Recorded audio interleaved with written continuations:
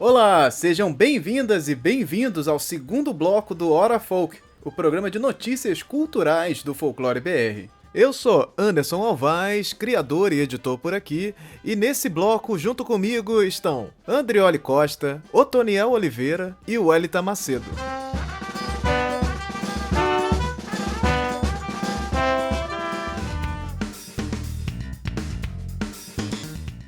O Guarani chegou no Teatro Municipal com uma nova versão aí, recriada aí pelo Ailton Krenak.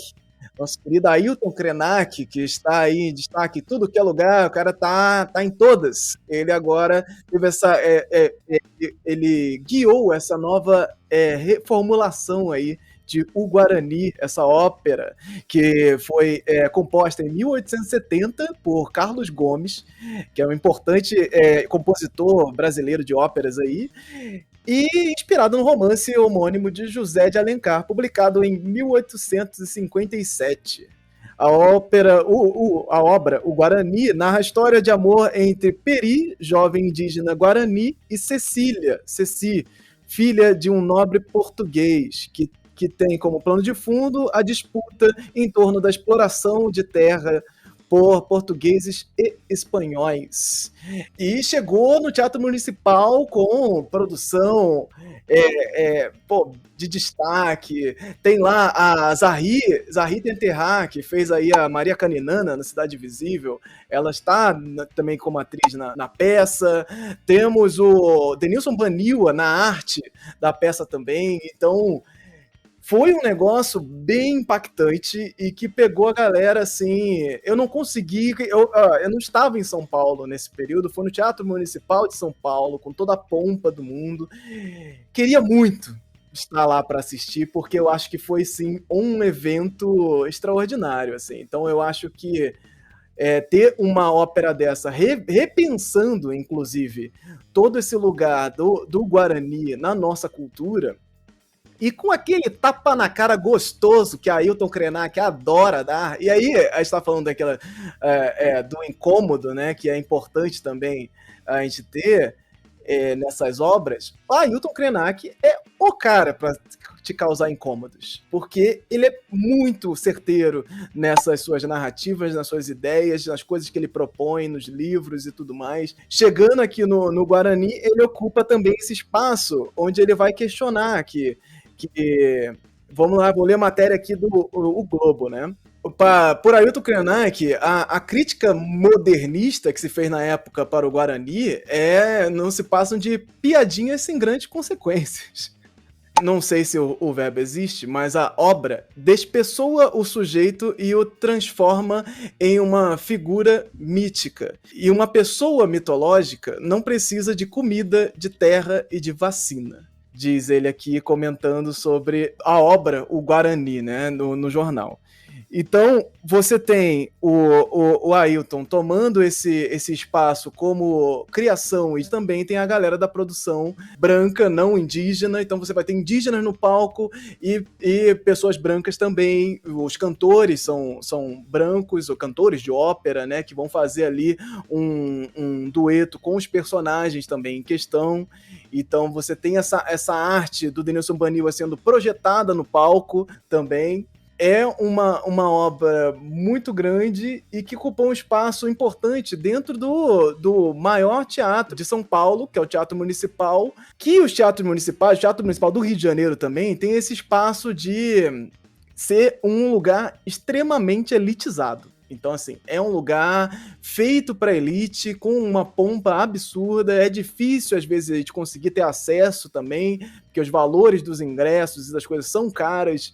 Então, ter esse espaço ocupado também já é muito importante. Então, eles colocam ali o Guarani também dentro de um lugar bastante importante. E no momento que a gente está também. O momento que a gente está agora debatendo pautas indígenas e tendo o Ministério, por exemplo, dos povos indígenas em perigo agora, né, de tentativa de desmonte, tanto o Ministério dos Povos Indígenas quanto o Ministério do Meio Ambiente, né, que foram colocados na corda bamba agora também, é um momento muito importante para essa ópera estar lá. Ela foi em curta temporada, aconteceu só no mês de maio, em algumas poucas apresentações, e ele foi repensar o Guarani como um todo, né? Os personagens principais, os dois personagens são indígenas, então ele vai repensar também a ideia de relação entre os portugueses portugueses e espanhóis com os indígenas, então ele vai trazer uma perspectiva mais indígena nesse lugar. É um trabalho muito interessante, é uma coisa assim que eu acho que valeria muito a pena ele passar pelo Brasil, inclusive, ter outras apresentações. Mas o momento, eu vi uma galera comentando na internet do quanto isso temos narrativas indígenas acontecendo agora na TV, passando pelos streamings e tal. Cara, eu tava pensando nisso, né? Por quê, né? Por que agora? Porque esses streamings, eles vão trabalhando isso durante os anos, né? Então você vai tendo essas narrativas sendo trabalhadas para chegar neste momento agora e temos esse lançamento de vários filmes, séries e uma produção como o teatral como o Guarani também. E você pensa, né? O que tivemos nos últimos 4 anos? Um governo que simplesmente destroçou todas as pautas indígenas com muita pompa e certo orgulho, inclusive. Então, passamos 4 anos desmontando o FUNAI, tirando os direitos de povos indígenas, não demarcando terras com orgulho também de presidente dizendo não vou demarcar 1 centímetro de terra para povos indígenas. E passamos esses 4 anos enraivecidos, pensando sobre isso, pensando nessas narrativas, pensando nesse jogo de narrativa feito pelo governo Bolsonaro. E isso que está acontecendo agora é um resultado desse processo. É um resultado tanto em posicionamento político, quanto em produção de conteúdo para a indústria cultural, para fomentar um espaço que ficou ali nesse tempo também. Então, no Brasil, essa potência ela é muito importante e ela é feita depois desse governo Bolsonaro. Isso é uma consequência. E uma consequência de resistência, uma consequência de uma galera tentando botar a boca no trombone mais um pouco. E isso é extremamente importante quando temos agora a PL 490 tentando criar um marco temporal, né? Tentando tirar direitos de indígenas, mais uma vez, tentando tirar terras, tentando deixar ainda os povos indígenas ainda mais isolados, né? Nesse sentido de debate. Então, é um momento para todas essas obras acontecerem, é um momento agora para a gente realmente enaltecer esse tipo de trabalho. Então, revisitar obras clássicas, eu acho que é uma coisa mais do que necessária também. E revisitar nesse sentido, de você criticar, questionar, trazer questionamentos sobre essa narrativa, que muitas vezes cria estereótipos, né? O Guarani é o puro suco do estereótipo indígena, né? De passividade, de uma história de amor entre um indígena e um português. Olha que bonito, vamos estabelecer um elo aqui também. Então, sim, eu acho que um trabalho magnífico e que deve ter muito mais destaque, deveria ter muito mais destaque do que teve na imprensa acontecendo também durante os últimos dias. Vocês chegaram passou pela timeline de vocês aí, o Guarani do Ailton Krenak, bagunçando? Eu vi um pouco, inclusive eu estava revendo a matéria do G1 que eu tinha visto, e aí tem mais de uma vez escrito errado, né? Carlos Gomes, eles escrevem Carlos Góes. Foi composta pelo Carlos Góes e tal. Essa obra, o Guarani, é muito curioso, né? Porque ela, como a André estava falando, é uma obra assim, epítome do romantismo brasileiro e constrói o indígena como de uma forma que faria o Rousseau ficar super orgulhoso, né? Aquele bom selvagem, cheio de virtudes medievais, como um cavaleiro da Távola Redonda, silvícola, que não faria nada feio ao Lancelot, quem é que encontra o Graal? É o Gawain, né? Gawain que encontra o Graal, sabe? Com todos seus antipecados. E aí, a gente estava falando do Mário de Andrade. E o Mário de Andrade, com o Macunaíma, ele me deu um ensejo uma vez para fazer um artigo, na época do mestrado, sobre como é que era essa dinâmica da construção da personalidade heróica brasileira. Né? Então, o Mário de Andrade vai para um caminho de desconstrução, enquanto o José de Alencar e depois o Carlos Gomes com essa ópera, que é muito legal. Assim, a musicalidade da ópera é muito... O Carlos Gomes era muito bom, né? E aí ele trazia essa energia toda do herói romântico de uma forma épica. E é hiper necessário, como você estava falando, Anderson, a gente rever isso. De uma forma como o Krenak estava colocando, né, nessa crítica, de uma forma a pessoalizar. Porque quando você olha para alguma coisa, você olha de verdade, quando você dialoga com aquela coisa, você se abre para aquele conjunto de sentidos que aquilo tem.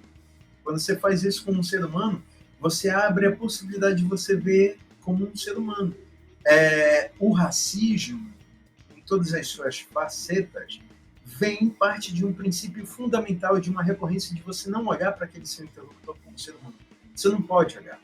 Você tem que olhar para aquela pessoa que você está contratando no regime análogo à escravidão de um jeito que ela é inferior. Você tem que ter uma desculpa para isso.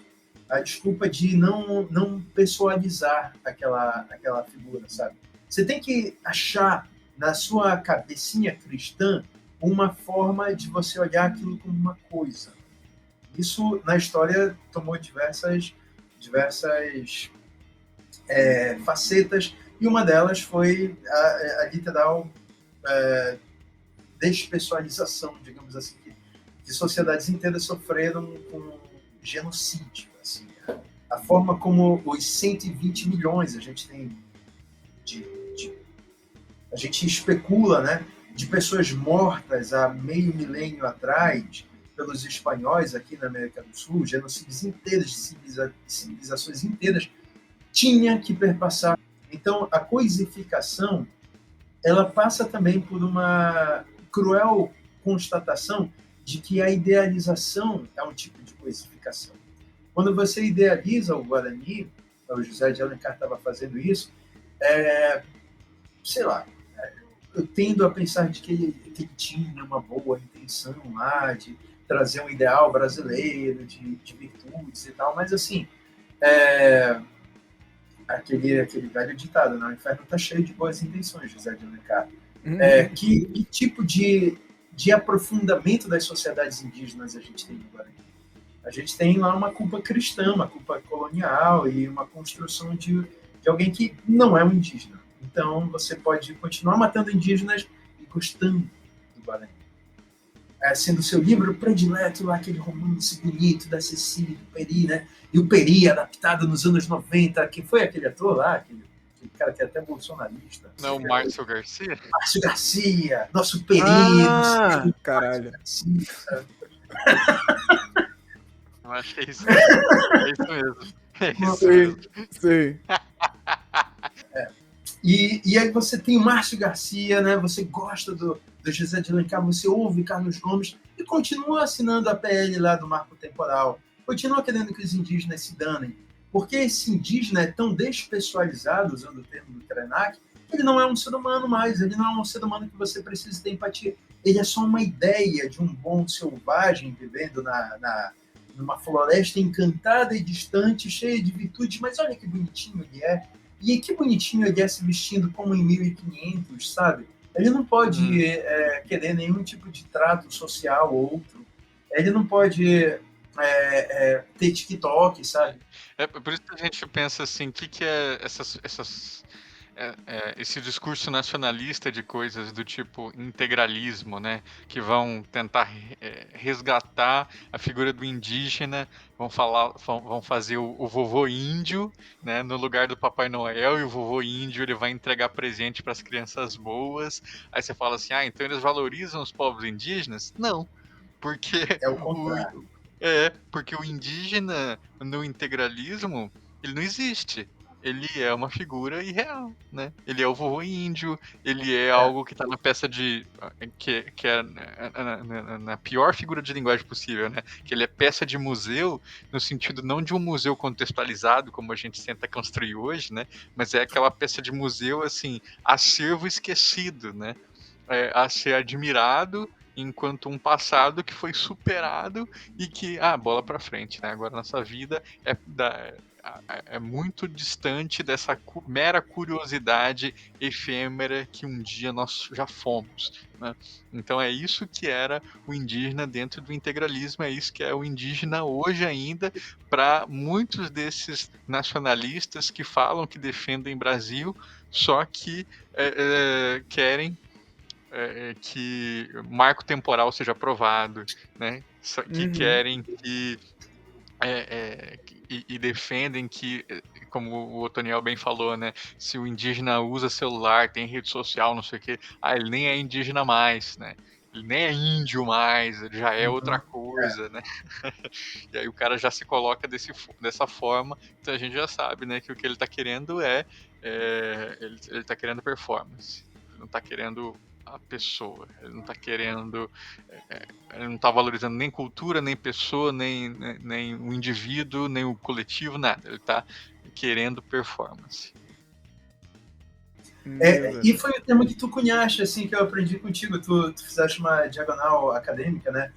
O indígena mágico. Que virtudes tem o indígena mágico? Se não só nos tirar daquela culpa cristã.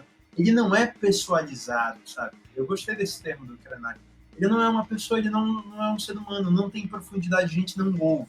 A gente diz para ele o que ele quer, o que ele tem que ser, o que ele tem que fazer. E aí, se orgulha aí, porque o indígena do filme da Norma Bang é um cara branco, bolsonarista hoje em dia, que tá aí te representando, olha que legal, que orgulho. E que sabe, nossa culpa aristocrática, ela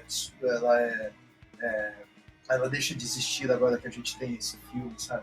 Então, é uma construção, uma instrumentalização, André, como você está falando, que o integralismo e todas as vertentes do fascismo fazem, é uma instrumentalização de alguma coisa que, sob algum aspecto, teria uma virtude, né? Você falar do indígena, você repensar algum... Mas do jeito que é feito, se a gente não se atentar para a forma como é feita, ela é o contrário daquilo. Ela é aquele último cara que estava... Nem vou falar o nome dele, né? Mas é o último cara que estava na Fundação Palmares, sabe? É aquela forma assim de ele ficar elogiando a princesa Isabel, sabe? E aqui serve isso. Ao que serve a nossa deputada aqui do Amapá, uma que se diz o IMP, a identidade como ela se colocou lá para ser eleita foi o IMP, e ela, sabe, está lutando com pautas muito anti-indígenas. Essa instrumentalização de um lugar de pertencimento, ela precisa ser vista e discutida para que a gente não ache que todas as questões se resolvem com isso, se resolvem com a gente ter uma ópera que o Carlos Gomes fez, e aí pronto, a questão indígena a gente trabalha muito bem. Não, sabe? A gente não trabalha muito bem com essa adaptação do filme dos anos 90. A gente tem o que de diferente nessa montagem dessa ópera agora, que o Anderson está colocando para a gente? O que de diferente, estruturalmente diferente a gente tem? Dessa revisão, dessa recolocação, dessa percepção, que é um termo que o Anderson também ressaltou para mim algumas vezes, desse local de poder que tem essas figuras indígenas como constituidoras desse discurso. O Andreoli estava estranhando o lance do modernismo, eu fui buscar de onde que veio essa, na matéria aqui, né?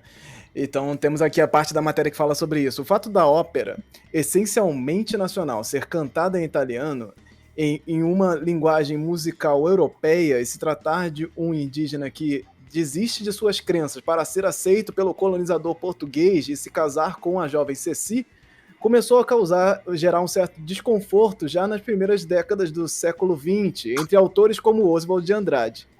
Entre aspas, Carlos Gomes é horrível. Ele escreveu em um texto em 1922, meses antes da realização da Semana de Arte Moderna. Então, temos aí da onde que veio a questão modernista. Oswald de Andrade. Então o Krenak estava dizendo assim, tá, é uma crítica, mas é uma crítica insuficiente. Exatamente. Não é uma crítica insuficiente. Okay. Não coloca uma crítica de fato, é só um da boca pra fora, assim, falar, oh, é horrível, né? De fato, assim, é bem ridículo. É isso, então o Ailton Krenak, ele vem organizando isso, achei muito bacana, muito legal, Denilson Baniwa arrebentando, pô, tá em tudo que é lugar agora também, e o Ailton Krenak mandando, pô, parabéns mesmo, porque... precisamos de mais, é aquilo que eu comento aqui às vezes também, que a gente precisa de mais Denilson Baniwa, precisamos de mais Ailton Krenak, precisamos de mais dessa galera tomando conta e fazendo barulho, porque é disso que a gente precisa. A importância de juntar essa obra clássica com pessoas indígenas de diversas áreas de atuação é importante para a cultura brasileira. E, para quem é indígena, a presença nossa no palco do espetáculo é importante para se ver finalmente nos representados. E a gente até agora teve esse repertório todo ocidental, vem esse corpo indígena, engole essa ópera, é a transformação do corpo clássico num corpo contemporâneo, moderno, num corpo indígena. Acho que mais do que antropofagia nesse caso, a gente pode chamar isso de indigenização. Esse é o presente e a gente está esperando que todo mundo viva esse presente com a mesma intensidade que a gente está vivendo.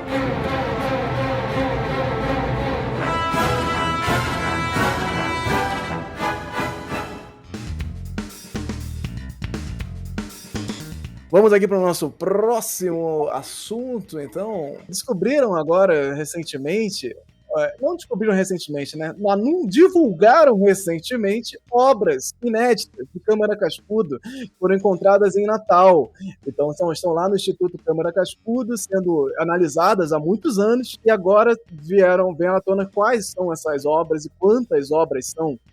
E assim, são muitas. Então, Câmara Cascudo, o maior folclorista do Brasil aí, já tem diversos trabalhos, como o Dicionário do Folclore Brasileiro, a Biografia dos Mitos, falando de lendas, mas só falando também de a história da alimentação. É um calhamaço gigante, assim, é um puta trabalho. E temos vários e vários livros de Câmara Cascudo que são aí a referência máxima, né? Quando a gente vai falar de folclore, Câmara Cascudo está sempre ali entre os mais citados, né? Então, temos aqui esse novo achado, que as novas obras escritas por... Nove obras escritas por Câmara Cascudo, considerado o maior folclorista do Brasil, foram descobertas na biblioteca particular no Instituto Câmara Cascudo, o Ludovicos, em Natal, Rio Grande do Norte. Algumas delas são reconhecidamente inéditas. A descoberta foi feita por Voldinei Ribeiro de Souza, restaurador de livros, responsável técnico pela manutenção e organização do acervo bibliográfico, documental e museológico da instituição. Temos aí, dentro desses trabalhos, tem um que eu achei um tema curioso, que é Buda é um santo católico. Que é uma coisa que ele coloca dentro de uma carta, é um questionamento, né? Buda é um santo católico? Cascudo comenta com Mário de Andrade sobre a obra em duas correspondências, em 1925, quando ele envia o índice, e em 1926, quando ele conta ao amigo, abre aspas, já lhe disse que o bispo de Natal pediu-me que não publique o Buda é um santo católico. Pois é. Então, cara, é maravilhoso isso. Às vezes eu fico pensando assim, tem tanta coisa maluca que eu abro um arquivo do Word, assim, começo a escrever e penso, isso tá uma merda. Jamais publicarei. Aí penso assim, um dia eu morro, aí alguém mexe no meu HD. Eu e penso resolve sempre. juntar tudo isso e lançar. Será que é uma boa ideia? Não sei, sabe? Sinceramente, não sei. Eu penso sempre nisso quando rola essas descobertas. Rola muito dessas coisas dos clássicos, tipo, a gente comentou há pouco tempo também do Tolkien, né? Que o que não publicaram do Tolkien, né? Tipo, fizeram 300 publicações de coisas que ele jamais iria publicar. E a série agora, né, da Amazon Prime, do Senhor dos Anéis, foram feitas baseadas em escritos do Tolkien, não é nem nos livros dele. Ou seja, pegaram o material que está em volta do Senhor dos Anéis e fizeram série para TV, milionária e tudo mais. Compraram por milhões de dólares aí a obra inacabada, são rascunhos e tal. Temos o próprio Contos Inacabados também, lá do Tolkien. E no caso do Câmara Cascudo, vai ter do Monteiro Lobato, todos os escritores também vão mexer, que tem muitos livros principalmente, né? Vão sugar tudo, né? Vai ter tudo. Então, se tem alguma coisa escrita, será publicada. A questão se vale a pena, se ele gostaria ou não, é muito válida da gente pensar, porque você não vai poder pegar uma obra dessa e pensar como um produto acabado do escritor. Ela é um produto que talvez nunca viesse à luz do dia. Então, é um tipo de trabalho que às vezes não tem o mesmo esmero, não tem o mesmo cuidado ali do escritor, não tem as mesmas avaliações dele, reavaliando tudo ali, se vai escrever, não vai, se é um esboço, se vale a pena, se tá certo. Se tá certo que ele tá questionando ali na própria época, às vezes ele tá questionando um negócio que não faz sentido. E ele escreve um livro inteiro que no final ele chega e fala, pô, isso aqui nada a ver, hein? Não tem nada a ver. E aí você chega anos e anos depois e fala, pô, isso aqui que não tem nada a ver. A gente pode publicar, hein? Será que ele não vai estar se revirando lá no túmulo? Um questionamento. O Tolkien mesmo, né, ele escreveu uma versão da Guerra da Segunda Era que tinha um monte de Balrog, aí depois ele reescreveu que não tinha Balrog nenhum. Aí o pessoal fica discutindo, mas isso é a versão final do Tolkien. Não, mas a outra versão é isso e tal. E você tem isso nos pensadores, né? Que é a galera que escreve lá no começo e vai mudando de opinião durante a vida, e chega no final, você tem o pensador, filósofos tem muito isso, né? Que é o filósofo jovem, o filósofo do meio e o filósofo atual ou no fim da vida, que são 3 pessoas completamente diferentes. E é ótimo, porque vai ter a galera que vai estudar o jovem, vai ter a galera que vai estudar ele no meio da carreira, no final da carreira, e vão ter várias perspectivas sobre o mesmo escritor, que no final da vida, se ele olha pra trás e fala, pô, o que vocês estão estudando é loucura. Eu, jovem, era completamente inconsequente. E aí ele se questiona no passado dele, e a galera vai estudar o passado e todas as fases da vida, né? E sabe o que é louco? O André deve ter passado por isso. É quando a gente está em banca de TCC que começa esse tipo de discussão. Não, mas você está pegando Foucault e tal, e Foucault... Não, mas peraí, você está pegando Foucault da época estruturalista dele, ou você está pegando... Sabe, aí fica essa discussão, assim, sobre quem está certo, quem não está certo, sobre aquele mesmo autor que, às vezes, tem uma produção muito prolífica. Eu gosto muito de 2 autores, assim...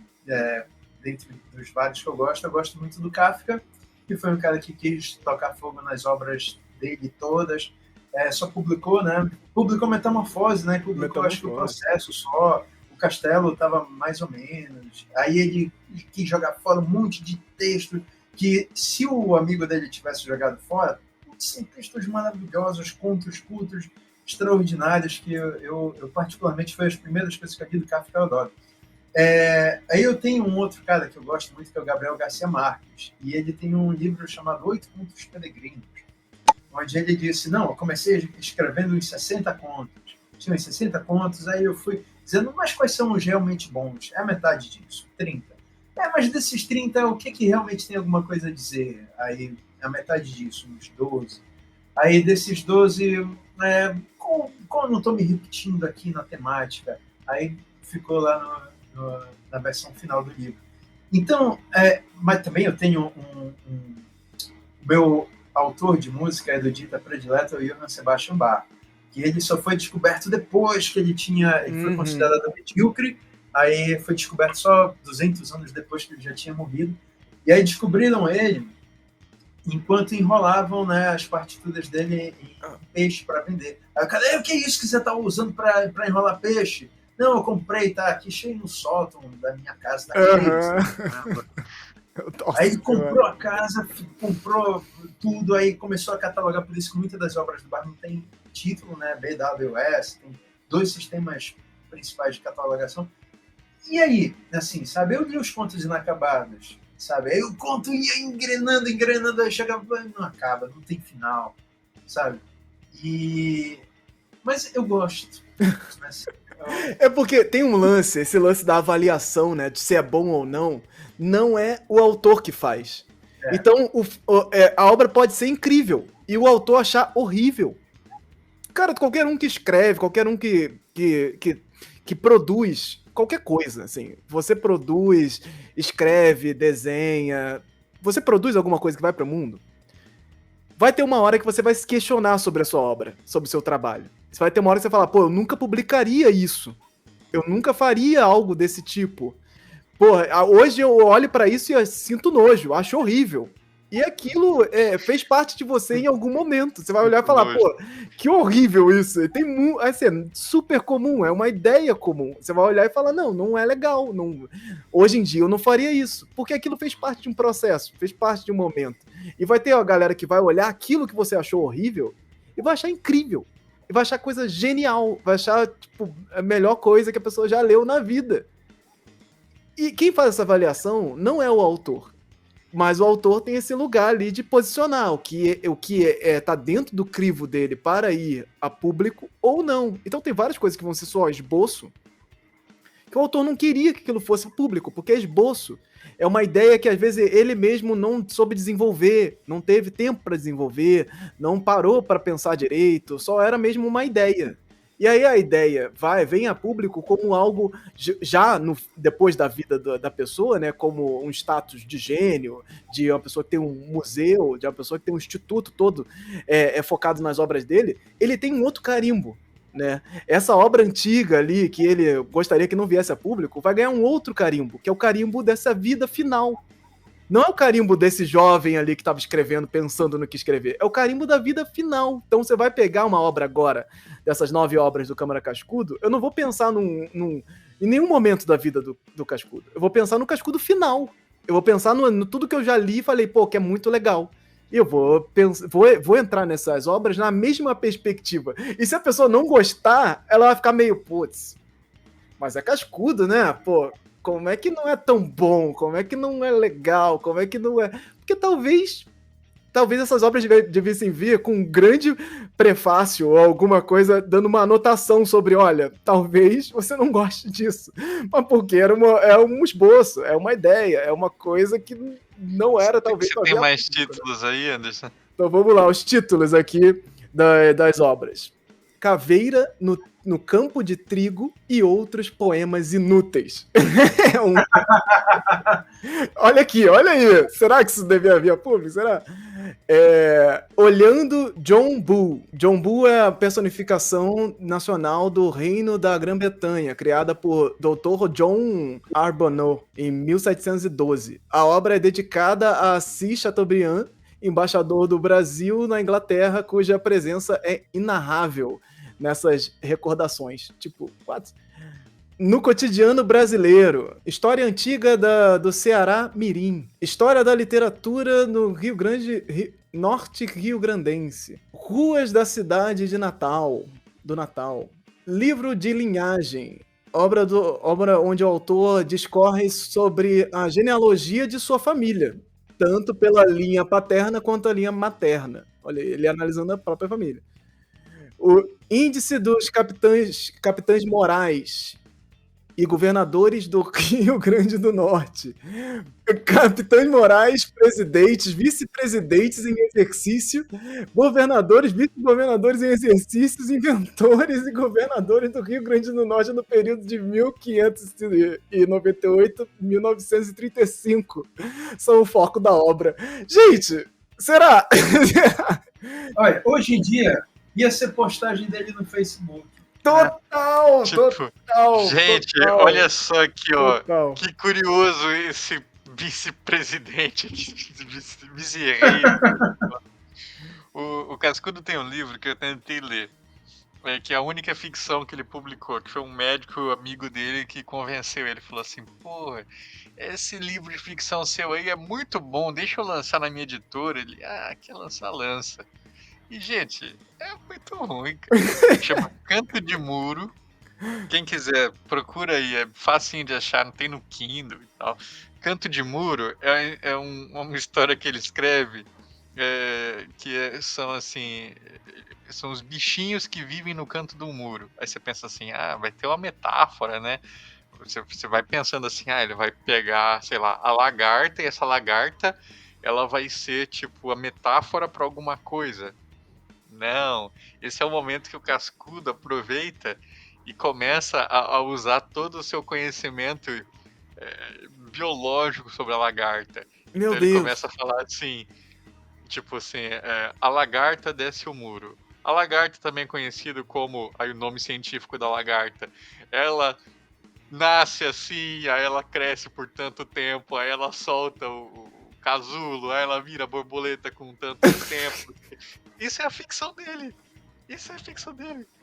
Que é isso? Assim, só lançou porque era amigo. Só lançou porque era o amigo dele.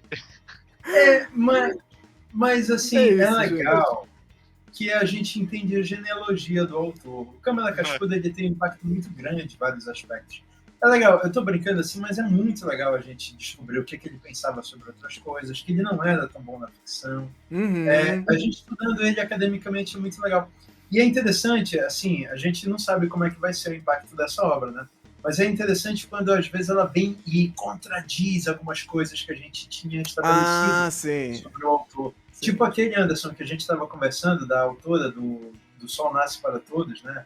A Harper Lee, que ela publicou só no final, recentemente, uma continuação do Sol Nasce para Todos, né? E aí ela mostra que o personagem principal, que é uma base moral para os estadunidenses, ele é, na verdade, um sacana, um grande sacana. Ele é meio racista e tal, ele é um escroto com a família. Então, é muito interessante a gente ver assim, que é uma base moral para toda uma sociedade. Na verdade, a própria autora queria que fosse o contrário, né? Ela desdisse isso.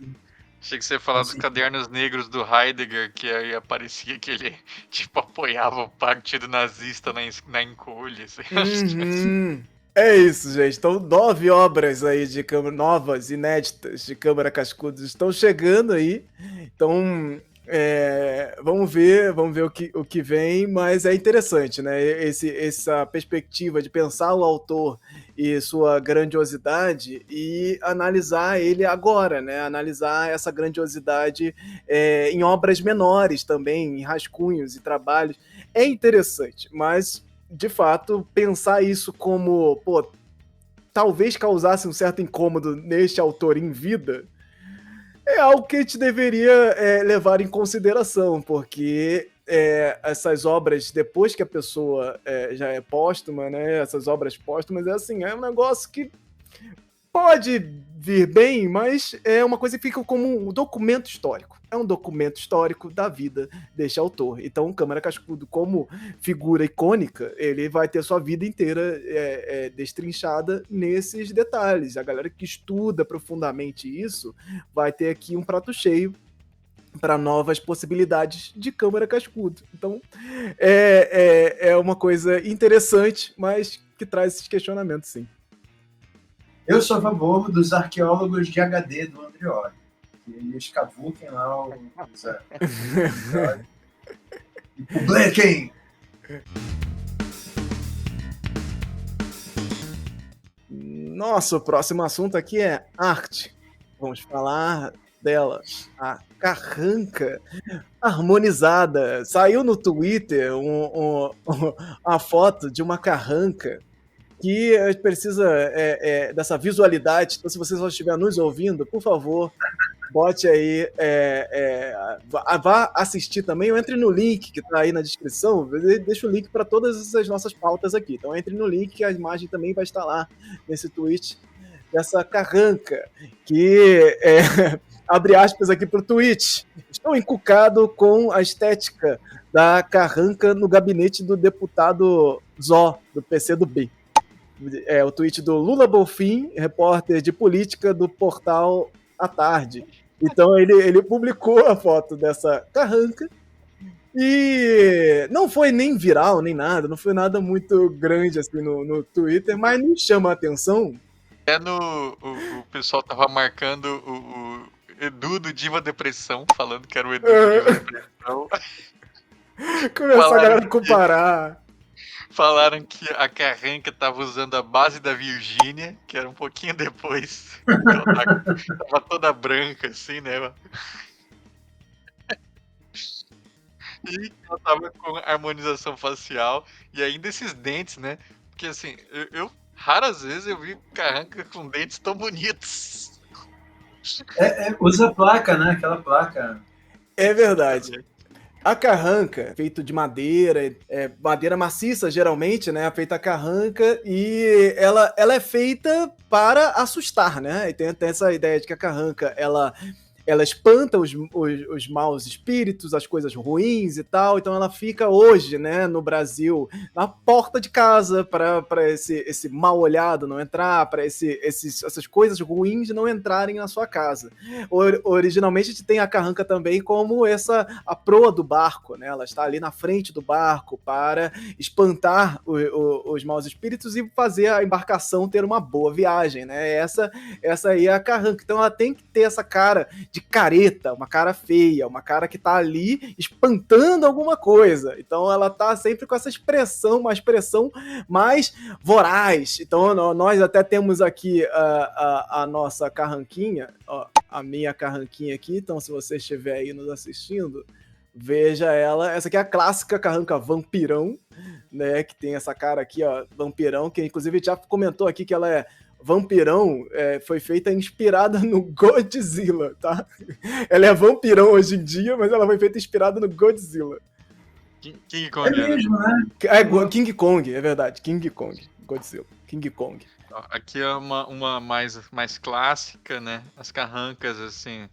Qual que era o bicho que inspirava a carranca? Não tinha um bicho certo, né? Mas era mais ou menos uma mistura de gente com leão, cavalo... leão, cavalo, dragão, né? Era assim, inspirado nas figuras de proa das embarcações europeias. Dizem que os fazendeiros eles achavam isso bonito e mandavam botar nas suas embarcações, né?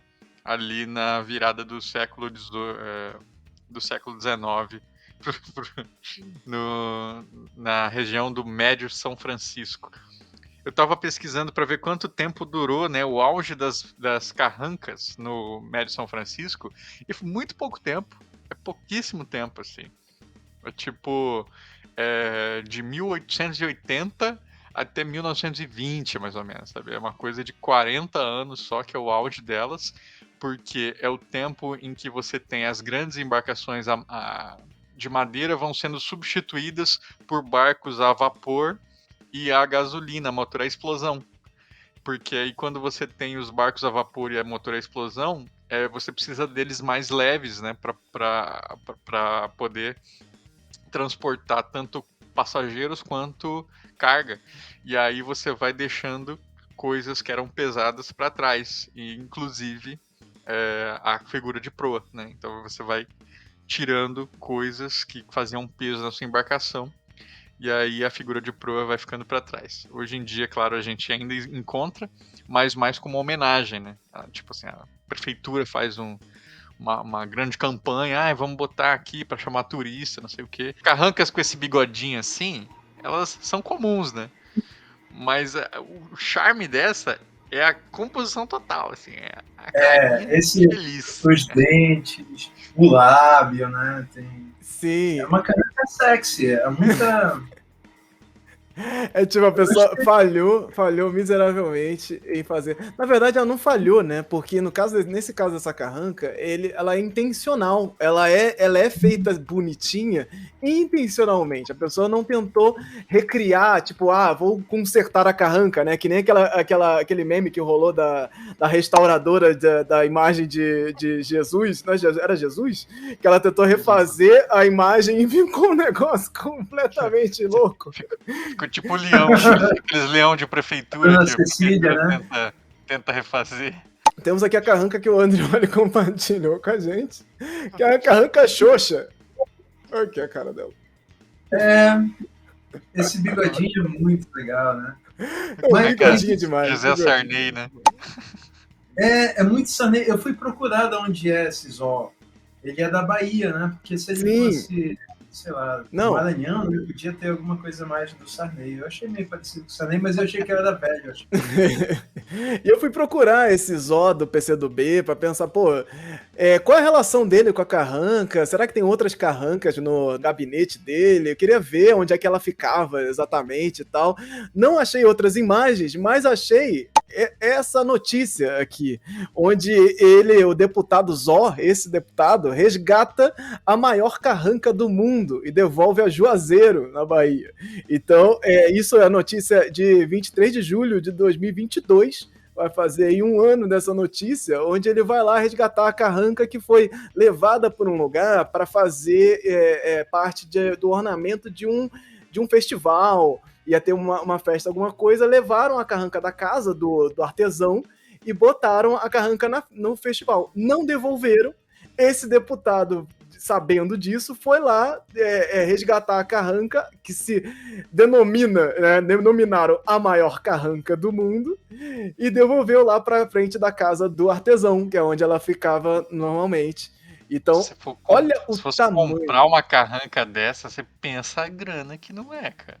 Com certeza. Feita ali, ó, no tronco da madeira, puro. E uma carranca que deve ter aí uns 3,5 metros, sei lá, 3 metros, fácil. E pesar o que? 1 tonelada. É verdade. Gigantesco. Se levar num caminhãozinho desse, caramba. Mas essa é a carranca raiz, né? A carranca que assusta os maus espíritos da navegação.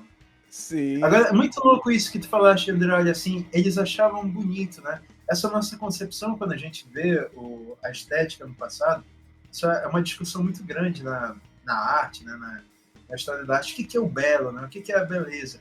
Aí, às vezes, a beleza, ela muda de um tempo para o outro. Então, essa carranca, hoje em dia, ela pode ter o mesmo impacto de beleza que as carrancas raiz tinham, né, no passado. Eu gosto muito dessas carrancas mais tipo raca, né? Sim, a careta do raca, assim, né? Ou a cara dos... pra fora. Das estátuas budistas, né? Aqueles... Eu acho bonito. Não, eu acho bonita a carranca feia. A carranca feia. Não, a carranca feia. E a ideia dela ser feia, né, justamente é isso, ela vai assustar. Então ela não pode ser uma carranca fofa.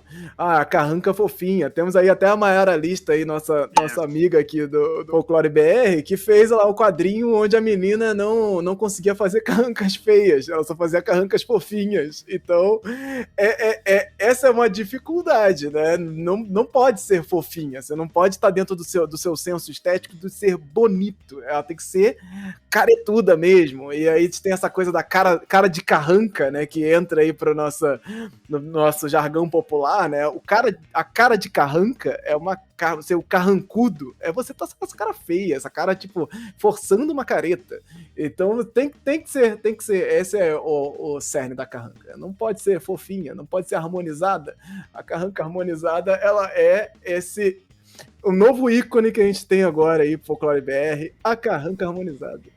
Não, cara, adorei essa carranca, adorei o mullet dela, adorei que é bem...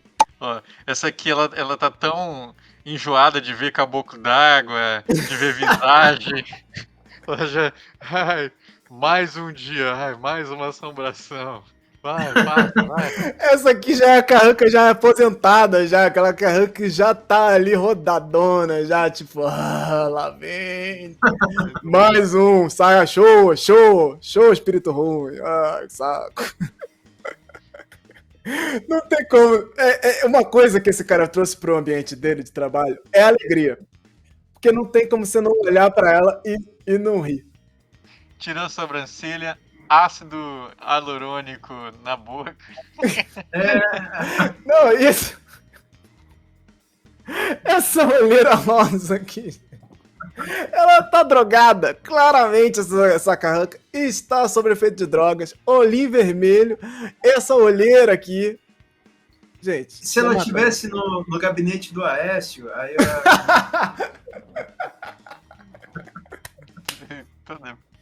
E é isso, gente. É isso.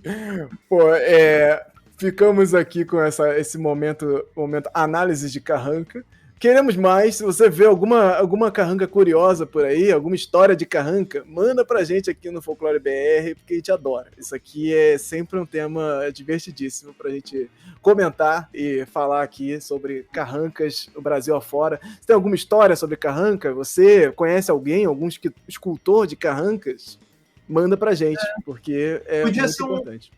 Um quadro fixo, né? Assim, comentários sobre carranca. Comentários sobre carrancas Brasil afora. Carranca do mês. Mande a sua Carranca foto do de mês. carranca e a gente vai comentar sobre ela aqui, a carranca do mês, caraca. Muito bom. Pô, seria maravilhoso isso, gente. Mandem aqui, carranca do mês. Vamos vingar o carranca do mês? Manda essa foto da sua carranca aí. Ó, aquela que tá lá na sua rua também. Tem muita carranca aí na rua, em frente a Casas de Santo, né? Que a gente fala no Rio de Janeiro. Tem várias carrancas assim, que ocupam ali um espaço. E mande uma foto. Mande a foto aqui da carranca pra ver se entra na nossa carranca do mês.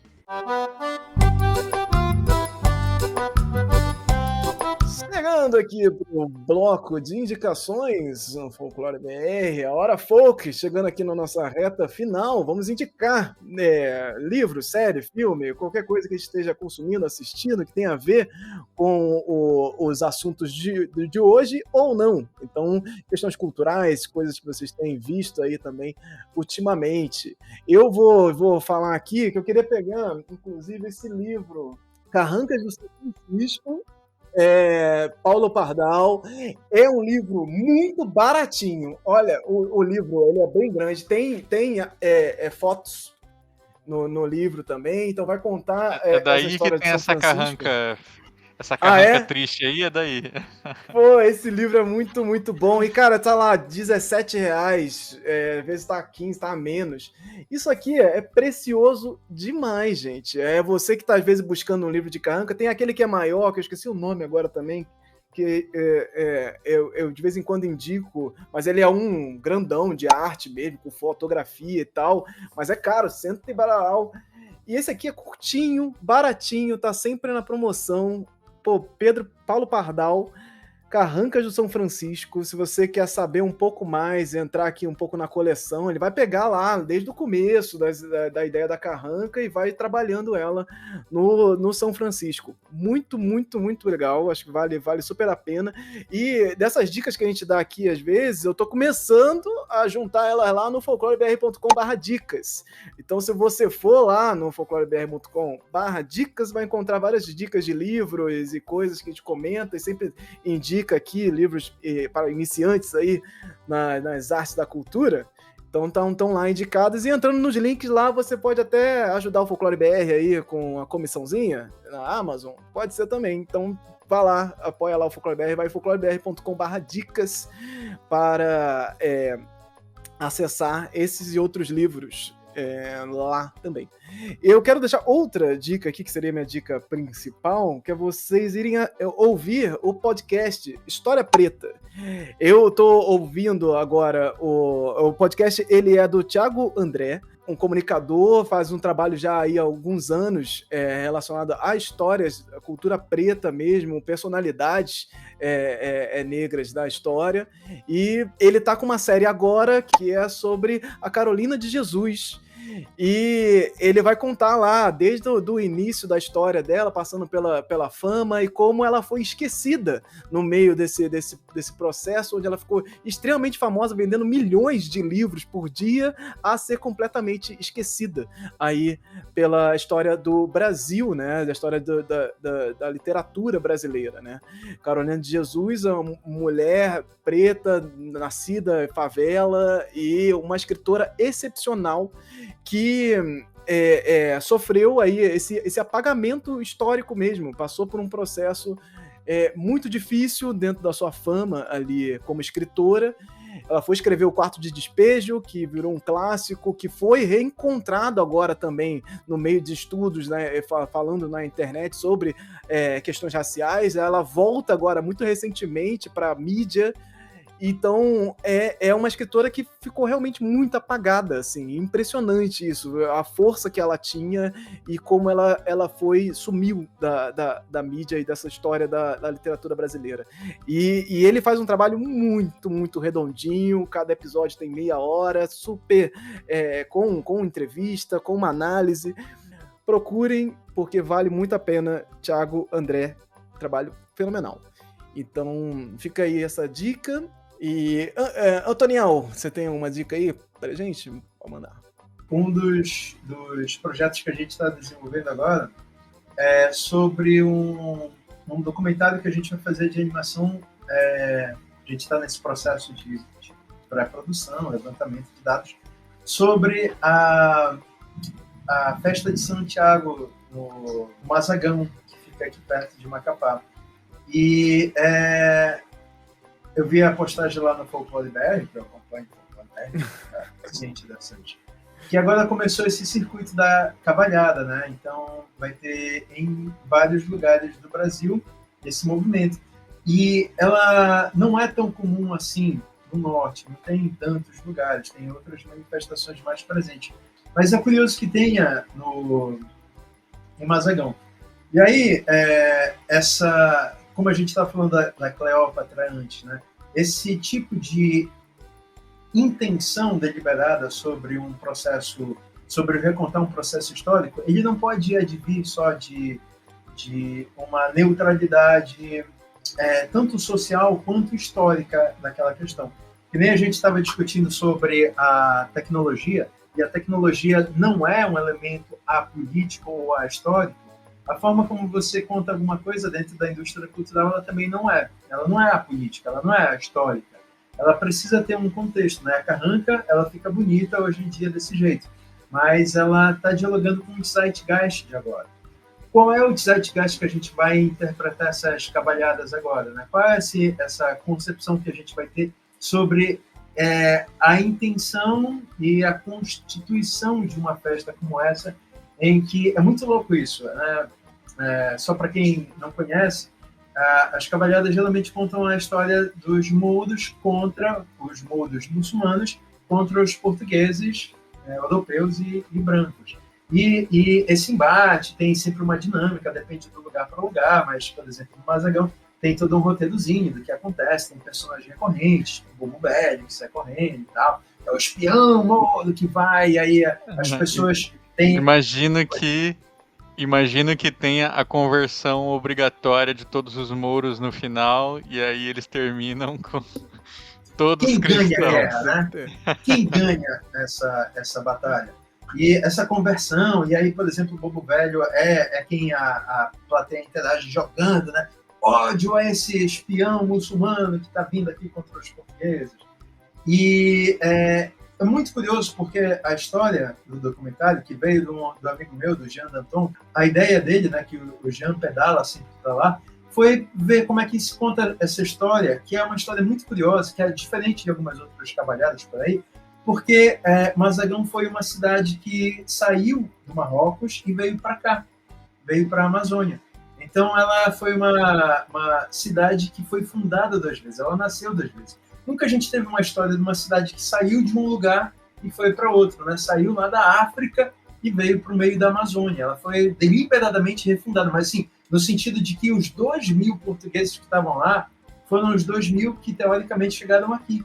Então o pessoal andou esse trajeto inteiro.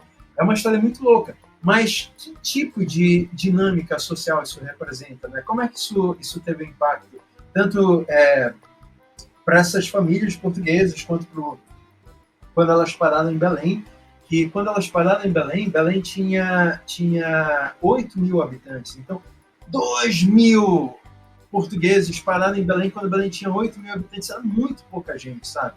Era assim, quase um terço da cidade lá feita de estrangeiros que chegou e mudou a dinâmica da cidade completamente. Que impacto isso teve no jeito que a gente fala hoje em dia, por exemplo?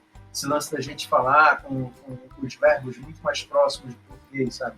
É uma especulação que, ao fazer o documentário, a gente tem que levantar. É por isso que, por exemplo, as cavalhadas vão acontecer agora, vai abrir, né? E para muita gente, como para mim, é muito natural a gente ter aquilo como uma constituição da história, daquele lugar que você cresce com aquilo acontecendo, mas o olhar de você pensar por que aquilo é feito daquele jeito, por que aquilo acontece daquele jeito, como é que essa dinâmica ocorre, é uma questão que explica, mesmo a gente olhando para algo que tem 200 e poucos anos, a história da cavalhada no Mazagão tem isso, como é que isso explica sobre a nossa sociedade do dia de hoje? Então, fica o convite para quem puder acompanhar, né, nas cidades próximas, porque é uma forma de você enxergar o seu presente, né? A Marina Quadrelli, que é a minha segunda dica, ela é uma editora de uma editora independente chamada Editora Fantástica, que tem uma proposta muito interessante para quem está nesse mercado. E ela tem essa proposta de um projeto editorial muito interessante, que é você constrói o seu texto, né? Você manda para lá, ela tem uma chamada aberta agora, que está acabando, sobre histórias da comunidade LGBTQIA+, que tem assim, essa, por exemplo, é para escritores LGBT, mas ela tem o Hotel Fantástico, que é para literatura fantástica. Então, se tu seguires o perfil da editora, tem sempre esses editais e essas chamadas para que um autor possa colocar e fazer parte dessa produção. E isso é muito interessante porque também faz a gente discutir como é que é o nosso mercado editorial. Tem algumas editoras por aí que cobram pela publicação, né? Então, é um trabalho que às vezes o autor paga para ser editado e tal. E essa editora, a Editora Fantástica, é uma editora tradicional, onde você é um autor contratado e você recebe depois da publicação. É muito importante a gente sacar isso. E qual é a arroba dela? Editora.fantástica no Instagram. @editora.fantástica no Instagram. E é isso. Perfeito. O Daniel falou da cavalhada, eu achava, né, antes de eu ler sobre as cavalhadas, eu achava que tinha uma alternância, uma possibilidade dos mouros ganharem. Porque já que é uma disputa de habilidade, né, eu achava que quando você tinha a disputa nos jogos de argolinha, por exemplo, quem ganhasse era o vencedor daquele ano. Então, um ano podia ganhar os cristãos, o outro ano podia ganhar os mouros. Ia ser mais legal, né, gente? Vamos repensar isso aí. Vamos repensar, né? Pô, seria interessante, ainda mais quando a cavalhada ela é baseada num conto, né? Um poema. E é um poema que não tem nenhuma preocupação histórica exatamente. Então, assim, a cavalhada ela é baseada numa coisa que já é meio ficcional, assim, a ideia da história, né, criada ali. Então, você fazer uma competição seria algo completamente ok, assim, dentro da festa popular, né? Perfeito. Acho que seria um ótimo caminho de questionar, né? Porque aí eu não sei se esse é o ponto. Mas diga aí, Andreoli, quais são as indicações? Eu comentei sobre o livro que eu estava lendo ontem, terminei hoje, que é o Aspectos do Folclore Brasileiro, que ele tem tudo a ver com o que a gente falou hoje.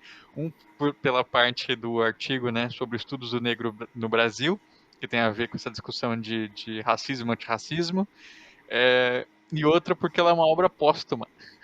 Né? E sendo uma obra póstuma, o Mário tinha escrito antes o que ele queria que entrasse nas suas obras póstumas. Ele falou assim, eu quero que entre esse livro. E aí, depois que ele morreu, as pessoas foram olhar e falaram assim, putz, mas ele não terminou.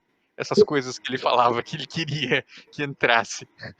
Então tinha coisa que os editores, né, eles seguiram fielmente e outras que mais ou menos, né?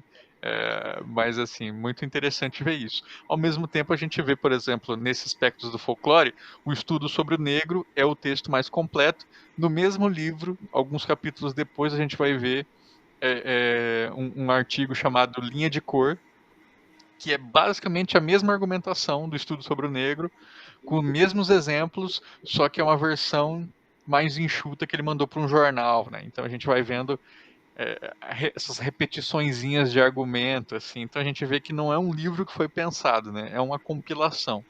Então, a título de curiosidade é muito interessante, mas a gente vê, claro, né, que não é uma obra assim fechadinha, mas é legal. Acho que vale muito a pena. O Mário é super crítico com tudo. Ele era crítico com ele mesmo, ele é crítico com os outros. E ele começa já falando assim, ó, a ciência do folclore no Brasil é uma bagunça. Tem gente que fica mentindo sobre as coisas que faz. Ele pega um cara, né, ele fala assim, ó, esse fulano de tal aqui, Afrânio Peixoto, ele compilou 1000 quadras populares e dessas 1000 ele inventou 250, porque ele falou que o povo ele não sabia criar coisas bonitas, então ele foi lá e inventou 250 e melhorou as outras 750. Então, não confie em nada disso que ele escreveu. E esse trecho tinha sido retirado do artigo originalmente publicado a pedido dos editores, que os editores acharam muito agressivo, e aí ele deixou anotado assim, falou, ó, na hora que for publicar as minhas obras completas, isso aqui volta. Porque eu sou muito contra que isso tenha saído. Caraca, isso é muito bom, né? O cara deixar isso no... Volta, porra. Vou voltar pra puxar tua perna. Assim, ó, bota aqui, eu quero puxar a perna dele depois que eu morrer. Ele também fala assim, ele fala meio passando pano, ele fala assim, ó, Couto de Magalhães aqui, muito provavelmente ele inventou essa história de Rudá Perrudá como deus do amor, porque não tem ninguém mais, nunca que ouviu de um Tupinambá a história de que existiu um Rudá, um Perrudá, mas assim, não vou dizer que o Couto de Magalhães estava mentindo, né, porque uma sumidade, talvez tenham mentido para ele, porque ele falou que ele não ouviu a história de um indígena, ele ouviu de uma mulher branca. Então, essa mulher branca, talvez ela tenha se confundido, né? Mas, enfim, não vou dizer que é mentira. Enfim, ele estava sendo gentil, mas é mentira, né? Então, o Couto de Magalhães, duvidem desse cara, hein? Esse cara é bagunça. Ele que escreveu O Selvagem, ganhou uma grana aí de Dom Pedro para circular o Brasil compilando história de povos indígenas. E ao que parece, ele deu uma sentadinha aí e ficou só ouvindo história do vizinho, ganhando dinheiro da coroa e escrevendo outras coisas. Mas isso deve ser o que mais tem, gente. É pra ler desconfiando de tudo, gente. Pelo amor de Deus.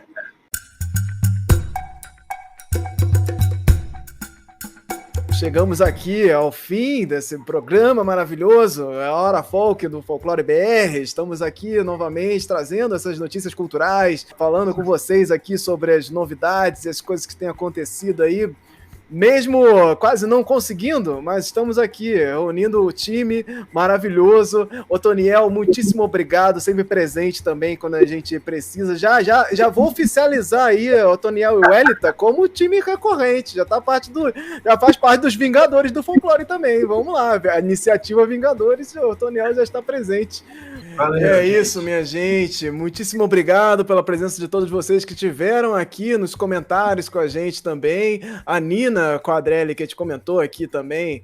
A menina do cabelo rosa, da editora Fantástica.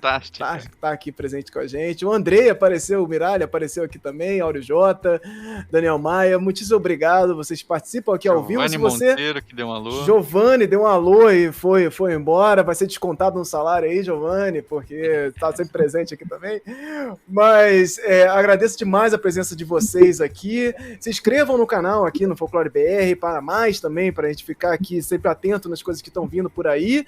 Estamos em junho e o que tem? Final de junho, passando ali pro começo de julho, Festival de Parintins também, então fica esse outro, vem aí, mais uma live de 7 horas assistindo o Festival Folclórico de Parintins, já está garantido aqui também, porque nós vamos fazer isso, não sei se vai ser no último dia, como da outra vez, vamos fazer outras, mas vai rolar, então fique ligado que o Festival Folclórico de Parintins acontece a partir do dia 30 de junho, e a gente vai estar aqui no Folclore BR acompanhando, porque é um momento também muito importante aqui. Outro marco do ano aqui folclórico é o Festival Folclórico de Parintins. E mais uma vez estaremos aqui debatendo sobre ele. Então estejam aí ligados e atentos e a gente se vê. Até a próxima, gente. Tchau, tchau. Muitíssimo obrigado todo mundo. Até a próxima. Beijo. Tchau, tchau. Tchau. Chegamos ao fim deste bloco do Hora Folk, um programa de notícias culturais do Folclore BR. Esse programa agora ele é geralmente dividido em 2 grandes blocos, então dá uma olhadinha aí no seu aplicativo para ver se você não perdeu alguma parte. Procura seguir esse projeto pelas redes sociais, tem trocentos conteúdo rolando aí pelas redes sociais, no site e tudo mais, então dá uma olhada, busque Folclore BR tudo junto, ou acessa lá folclorebr.com/links, que lá nesse site você encontra tudo que é link e fica molezinha. Não deixe de reagir no aplicativo onde você estiver ouvindo, assistindo, dando aí suas estrelinhas, like, curtida, voadora, peteleco, o que você puder dar aí no aplicativo, você reagindo, avaliando o programa ajuda e bastante aqui pra gente. Quero deixar um agradecimento especial aos nossos queridos apoiadores do Folclore BR. Se você quiser e puder, considera lá apoiar financeiramente um projeto que busque valorizar a cultura popular, colaborando aí com a estrutura para manter esse trabalho vivo. A partir de R$5 você pode apoiar lá no catarse.me/folclorebr e aí tem uns benefíciozinhos lá também, mas você pode apoiar também de forma independente com qualquer quantia através do Pix com a chave olá@folclorebr.com. Então fica aqui meu muitíssimo obrigado aos maravilhosos André Kenji Arakaki, Camila Barbosa Fonte Soares, Emily Yoshi Sasaki, Família Alves Misfield, Márcio Luiz Quedinho, Silvana Xavier Reis. Saibam que vocês ajudam a manter acesa a chama dessa fogueira que ilumina essa grande roda de bate-papo sobre cultura popular e espero que ela possa seguir acesa e seguir também encantando vocês. Esse programa foi produzido, editado, organizado e coisado por mim, Anderson Alvaz.